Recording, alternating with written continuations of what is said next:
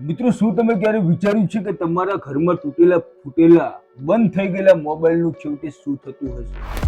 તમે ઘણી વખત જોયું હશે કે શેરીઓમાં ભંગારવાળા આવે છે અને બૂમો પાડે છે કે જૂના મોબાઈલ આપી દો અને બદલામાં પ્લાસ્ટિકના ડબ્બા કે વાસણ લઈ જાઓ. આપણને એમ થાય છે કે વાહ ભાઈ વાહ, નકામા બંધ ફોનના બદલામાં મસ્ત મજાની તપેલી મળી ગઈ. આપણે તો બહુ મોટો ફાયદાનો સોદો કરી લીધો. પણ શું ખરેખર એવું છે કે ભંગારવાળા ગાંડા છે કે તમને કચરાના બદલામાં નવી વસ્તુ આપે છે?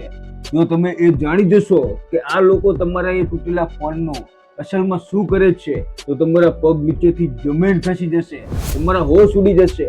શું એ લોકો આ ફોનને ખેંચી દે છે? શું એને રિપેર કરીને ફરી વેચે છે? ના, તો પછી એવું તે શું છુપાયેલું છે આ ફોનની અંદર કે જેને આપણે સાવ બેકાર સમજીને પસ્તીના ભાવે કાઢી નાખીએ છીએ? એ જ વસ્તુનો ઉપયોગ કરીને આ લોકો કંઈક એવું બનાવે છે કે જેની કિંમત બજારમાં આસમાને છે. તો મિત્રો, આજે આપણે આ મોટા રહસ્ય પરથી પડદો ઉચકવાનો છે. આપણે જોઈશું કે કેવી રીતે એક સામાન્ય ભંગારનો ટુકડો એક મોટા ખજાનામાં ફેરવાઈ જાય છે. બસ વિડીયોને છેલ્લે સુધી જોજો, કારણ કે આગળ જે ફેક્ટરીના દ્રશ્યો આવવાના છે એ જોઈને તમે આશ્ચર્યચકિત થઈ જશો. કબાડીવાળા અલગ ગામડાઓ અને શહેરોમાંથી આ ફોન ભેગા કરે છે. આપના જેવા લાખો લોકો થોડાક પૈસા કે વાસણની લાલચમાં ખુશી આ મોબાઈલ એમને પધરાવી દે છે. મિત્રો, કબાડીવાળો આ જૂના ફોનને પોતાના ઠેલામાં ભરતો જાય છે અને મિત્રો, બસ અહીંથી જ શરૂ થાય છે આ મોબાઈલની અસલી રોમાંચક સફર. મિત્રો, આ બધા જ મોબાઈલ અલગ હાલતમાં હોય છે. મિત્રો, કોઈની સ્ક્રીન તૂટેલી હોય છે તો કોઈનું બેક કવર ગાયબ હોય છે. આ બધા જ ફોન આખરે એક મોટી દુકાને ઢગલાબંધ ભેગા થાય છે. મિત્રો, ત્યાં તેમનું સોર્ટિંગ એટલે કે વર્ગીકરણ થાય છે. ત્યારબાદ આ મોબાઈલ્સને મોટી બોરીઓમાં ભરી દેવામાં આવે છે, જેથી એને આસાનીથી મોટા ગોડાઉન સુધી પહોંચાડી શકાય. હવે આ બોરીઓનું વજન થાય છે, સાચો હિસાબ રખાય છે અને પછી એને ટ્રકોમાં ભરીને મોટા બજારના મોટા સ્ક્રેપ ડીલર પાસે મોકલવામાં આવે છે. ત્યાં રોજનો ટનના હિસાબે માલ આવે છે. કોઈ રજા નહીં, કામ સતત ચાલુ રહે છે. ત્યાં ફરીથી ચેકિંગ થાય છે અને આખી પ્રક્રિયા માટે તેને તૈયાર કરાય છે.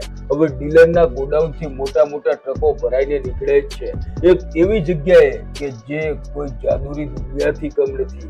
આ ટ્રકો સીધા પહોંચે છે એક અત્યાધુનિક અને વિશાળ રિસાયકલિંગ ફેક્ટરીમાં. મિત્રો, અહીંથી જ અસલી જાદુ શરૂ થાય છે.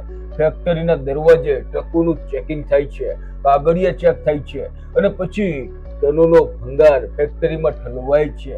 હવે આ બધા જ મોબાઈલ કન્વેટર બેલ્ટ પર નાખવામાં આવે છે. જાણે મોબાઈલની નદી વહેતી હોય એવો નજારો જોવા મળે છે. મિત્રો, અહીં કામદારો અને અત્યાધુનિક મશીનો મળીને મોબાઈલને તોડવાનું અને મિત્રો એને ખોલવાનું કામ કરે છે. મિત્રો, આપ વિચારતા હશો કે એમાં એવું તે શું છે? સૌથી પહેલા મોબાઈલની બોડી હટાવાય છે, પછી એમાંથી બેટરી અલગ કરાય છે. બેટરી બહુ જ સાવધાનીથી કાઢવી પડે છે, નહીં તો શોર્ટ સર્કિટ થઈ શકે છે. મિત્રો, ત્યારબાદ સ્ક્રીનનો કાચ, પ્લાસ્ટિક, મેટલની ફ્રેમ બધું જ અલગ કરવામાં આવે છે અને બધું જ કે અલગ ડબ્બામાં પેક કરાય છે. પણ આ બધું તો માત્ર ઉપરનો દેખાડો છે. મિત્રો, અસલી ખજાનો તો હજુ અંદર છુપાયેલો છે. મિત્રો, હવે આવે છે આખા મોબાઈલનો જીવ, તેનું હૃદય. તેને કહેવાય છે પીસીબી એટલે કે પ્રિન્ટેડ સર્કિટ બોર્ડ. મિત્રો, આપણી ભાષામાં કહીએ તો મધરબોર્ડ. મિત્રો, હા, એ જ ટુકડો કે જેની પાછળ આખી દુનિયા પાગલ છે. આ મધરબોર્ડને બહુ જ કાળજીપૂર્વક અલગ કરીને ખાસ ડબ્બામાં રાખવામાં આવે છે. મિત્રો, આપને થતું હશે કે આ લીલા રંગની પ્લેટમાં વળી એવું તે શું છે? તો મિત્રો, આ એ જ વસ્તુ છે જેમાં છુપાયેલું છે સોનું. જી હા, ગોલ્ડ, એકદમ શુદ્ધ ગોલ્ડ. હવે આ જ બધા મધરબોર્ડને કન્વેટર બેલ્ટમાં મોટા મશીનોમાં મોકલવામાં આવે છે. વચ્ચે રોબોટના હાથ જેવા મશીનો પણ હાઈ વેલ્યુ બોર્ડને અલગ કરે છે. મિત્રો, પછી આ બોર્ડ જાય છે એક રાક્ષસી કદના ટ્રેડિંગ મશીનમાં. આ મશીન સેકન્ડોમાં જ મધરબોર્ડના નાના ટુકડા કરી નાખે છે, જાણે કે ચટણી બનાવતા હોય એમ જ. ત્યાર પછી આ ટુકડાઓને ક્રશરમાં નાખીને વધુ ઝીણા કરાય છે અને અંતે ગ્રાઇન્ડિંગ મશીનમાં નાખીને એનો સાવ ઝીણો પાવડર બનાવી દેવામાં આવે છે. હવે મિત્રો, આ પાવડરમાંથી મેગ્નેટની મદદથી લોખંડ અલગ કરાય છે અને હવાના દબાણથી કચરો ઉડાડી દેવામાં આવે છે. હવે વધે છે માત્ર કિંમતી ધાતુઓનો પાવડર. મિત્રો હવે શરૂ થાય છે અસલી કેમિકલનો ખેલ. આ કામ એટલું જોખમી છે કે કામદારોએ ખાસ સેફટી સૂટ પહેરવા પડે છે. પહેલા તૈયાર થયેલા પાવડરને હવે મોટી કેમિકલની ટાંકીઓમાં નાખવામાં આવે છે. મિત્રો આ કેમિકલની ખાસિયત એ છે કે તે માત્ર કિંમતી ધાતુઓ એટલે કે સોનું અને તાંબુ જેવી ધાતુઓને પોતાનામાં ઓગાળે છે.